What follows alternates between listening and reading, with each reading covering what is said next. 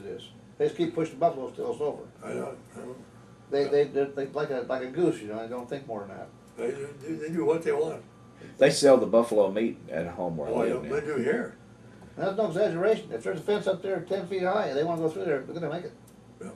Well, I know they, But one guy beat the whole problem. He got some big logs and made some great big, you can see it there yet. They go around it now. I know a They guy. get around it. Well, I knew him when he was a kid. He's up in Bend, Oregon. He raises buffalo. Now I don't know what kind of fence he's got to hold. I have no idea.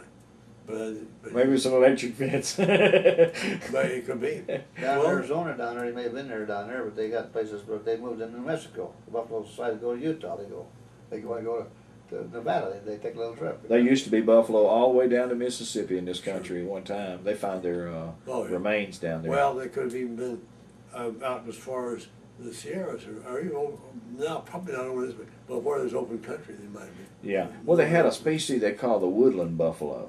Yeah. As a matter of fact, they found a herd of them still living in Canada. Oh, yeah. Only a couple of years ago. They thought they were totally extinct.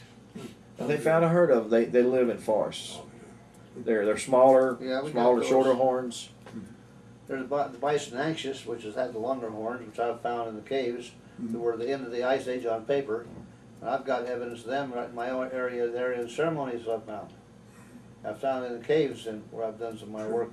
No one knows this stuff, but I found ceremonies to the buffaloes. They had buffalo dance. That was not the ghost dance, confused.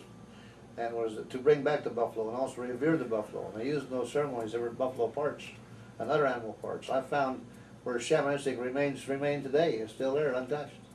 Don, you were one telling me that the buffalo was a lot of hide and a lot of rib Yeah, cage, but not a lot of meat. That's right. When you see how big as they are, when you get the hide off and the head off, which is humongous, and the entrails, and the body cavity is large like a bear, it's about half the weight is gone.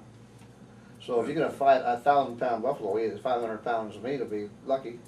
Yeah, once you strip it off or Oh, whatever. absolutely. Yeah. And you might think, well, that sounds, but an elk now, an elk is 1/3 approximately. The head's a lot smaller than an elk compared to still huge, but I mean, compared to a buffalo head, which is not massive. A bear is the same way. I've shot many bears and take care of them.